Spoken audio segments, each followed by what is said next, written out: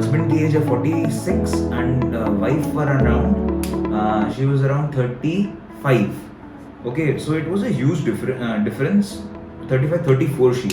ये 6 साल से तो सेक्सलेस मैरिज थी ही थी। 6 साल के पहले 3 साल करीब आई गेस इन्होंने मेडिसिन ली हैं, the Viagras that we get from the market. आज वो अपनी वाइफ को उस लेवल की सेटिस्फैक्शन, उस कैटेगरी की खुशियाँ नहीं दे पा रहा है जो वो एक्चुअल में डिजर्व करती है।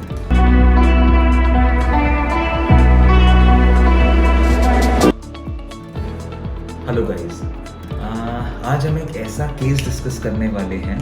सो मैं नेम चेंज करके बताऊंगा बिकॉज पेशेंट कहने में बहुत प्रॉब्लम होती है। His name is Abhishek. Okay, so let's take a hypothetical name. His name is Abhishek and he is around 46 years old. अभी तक मतलब he has a successful family all together. He has everything that should be there in a successful marriage. But अब wife की age कम होने की वजह से वाइफ में और इनमें 10 साल का डिफरेंस है. सो 10 years ऑफ डिफरेंस. बेसिकली ये केस इसी केस को लेकर है और ऐसे बहुत सारे एन नंबर ऑफ केसेस हैं हमारे पास जिसमें हस्बैंड वाइफ की एज को लेकर एक डिफरेंस होता है काफ़ी अच्छा. 10 या 12 साल या 15 साल के हमने डिफरेंसेस देखे हैं. अब इस डिफरेंस को हम कैसे केटर करेंगे? हस्बैंड की एज है 46 and wife for around she was around 35. Okay, so it was a huge difference. 35 34 she was. 2 बच्चे हैं, सारी चीज़ें परफेक्ट हैं इनकी.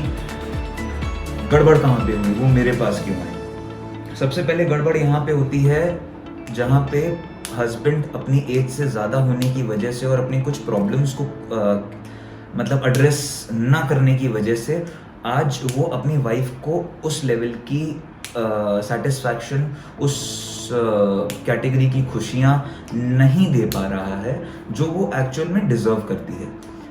डिज़र्व करने का मतलब एक ही है कि आप कहेंगे कि अब बच्चे हो गए, अच्छी पहले लाइफ काफ़ी अच्छी थी and his intimate life was also fine, he was perfectly fine.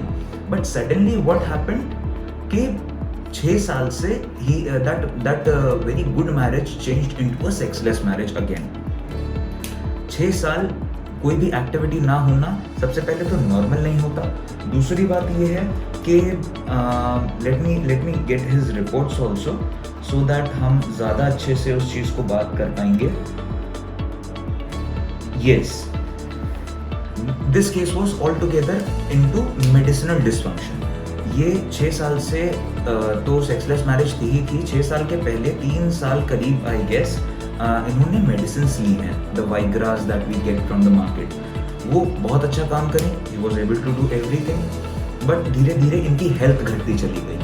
उसके बाद हेल्थ घटती चली गई. Then he developed some symptoms of indigestion और बहुत जल्दी थक जाना, क्योंकि Viagra acts on the heart की एक्टिविटी को ज़्यादा तेज़ करती है और एक्टिविटी को तेज़ करते हुए सब जगह पूरी बॉडी में ब्लड फेंकती है.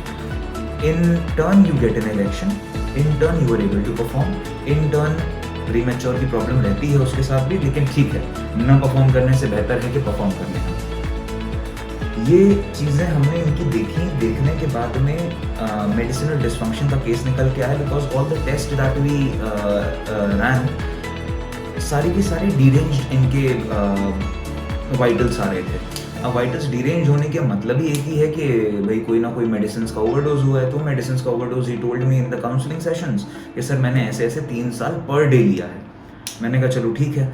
नाउ 6 साल से ही उसकी हेल्थ गिर गई है, वेट ऑलमोस्ट 30% लॉस हो गया है और परफॉर्मेंस डिप्रेशन डेवलप हो गया है. 1 साल से he is on anti depressants. ये सारी चीज़ों को हमें केटर करना था एक साथ. मेडिसिनल डिसफंक्शन, जो मेडिसिन खा के इसने अपने ब्लड को डीरेंज किया है, इसका डिप्रेशन, एंटी डिप्रेसेंट से इसको हटाना है, इसकी हेल्थ, क्योंकि बॉडी में कुछ भी नहीं बचा है, जितने हार्मोन्स थे वो सब इसके लॉस होते चले गए हैं बिकॉज ऑफ दोज मेडिसिन्स. हम इनको एक सेंट्रल ट्रीटमेंट में इनका लेकर आए. इनको हमने सारी चीज़ें बताई, डिस्क्राइब करें ऑल टुगेदर एंड सेंट्रलाइज एक ट्रीटमेंट किया जिसमें इनके सारे ऑर्गन्स को हमने केटर किया. आयुर्वेदिक मेडिसिन से हार्मोनल रिप्लेसमेंट थेरेपीज चलाई, पेनाइल थेरेपीज चलाई, फिजिकल इनके कुछ सेशंस थे वो इनका हमने बेटर किए हैं। इनका पूरा का पूरा डाइट प्लान हमने चेंज कर दिया, पूरा इनका डाइट प्लान हमने इनको बताया, और कोई भी मास्टरबेशन जैसी चीज़ या सेक्स जैसी चीज़ अभी करने को मना किया। इतनी सारी प्रॉब्लम्स के बाद ही fully recovered in 2 months 10 days। मतलब 2 महीने 10 दिन के अंदर कुछ एक कोर्स चला था और कुछ इनकी थेरेपीज और चली थी। मेडिसिन सिर्फ इन्होंने 30 दिन ही खाई होंगी, उससे ज़्यादा नहीं खाई होंगी, आई एम श्योर। 2 महीने बाद he came back to me and he told me, sir I feel like before and I feel like I am 25 now. He was 46 at that point of time. Sir, I'm telling you, sir, I feel like I am 25 now. My wife is really happy with me because when I am sleeping with her, वो feel कर सकती है कि yes, there is something going on, there is some excitement in the relationship. So that relationship excitement जब वो वापस आई, then the one visit the wife came along. And last में बिल्कुल when I give him a green signal कि yes you can do anything now, it's all good, don't do these things. And wife जब हमारे पास आई है, उसको सुन के जो confidence, हमारे पूरे स्टाफ को उसने थैंक यू कहा, और हमारे पूरे स्टाफ को उसने शी गॉट दिस बकलावा केक